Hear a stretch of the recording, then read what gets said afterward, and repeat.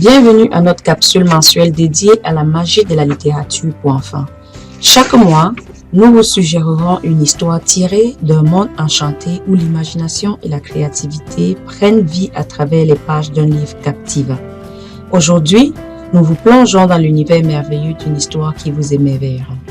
Nous sommes ravis de partager avec vous un nouveau trésor littéraire choisi par la bibliothèque publique de Kedgewick pour émerveiller la curiosité, susciter le rire et transporter nos jeunes lecteurs dans des aventures inoubliables. Attachez vos ceintures car l'aventure commence ici, au cœur de l'imagination infinie des livres pour enfants. Alors, aujourd'hui, mes joyeux petits lecteurs, je vais vous parler d'un livre extraordinaire appelé La crinière de Théodore. C'est un livre écrit par Pip Smith et illustré par Beau Willy. Pip Smith écrit des livres amusants avec de belles histoires pour enfants. Elle a créé des livres comme Théodore l'Incertain et Auréola.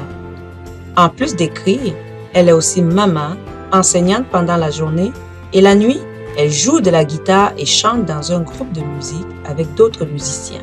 Elle est aussi critique des littéraires, un peu comme lorsque tu fais un rapport de livre à l'école, c'est-à-dire que elle dit ce qu'elle pense du livre, si elle a aimé, ce qu'elle a moins aimé, comment elle le recommanderait aux autres. Le livre de La crinière de Théodore est paru l'année dernière aux éditions 1, 2, 3 Soleil. Tu aimerais avoir une idée de l'histoire? Pas vrai? Alors, Théodore, le roi des animaux, est un tout petit roi qui ne se sent pas très sûr de lui. Il n'aime pas prendre des décisions de peur de faire quelque chose de mal. Un jour, il se demande s'il devrait couper sa crinière qui le rend trop chaud. Sa copine Babs lui suggère de demander aux autres animaux ce qu'ils pensent en organisant un vote.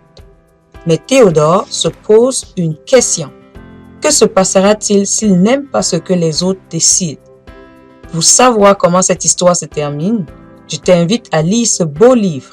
Pour ma part, après avoir lu le livre, je trouve que les personnages du livre sont gentils et polis. Je trouve aussi que les phrases sont courtes et écrites en gros caractères pour que le lecteur puisse le lire facilement.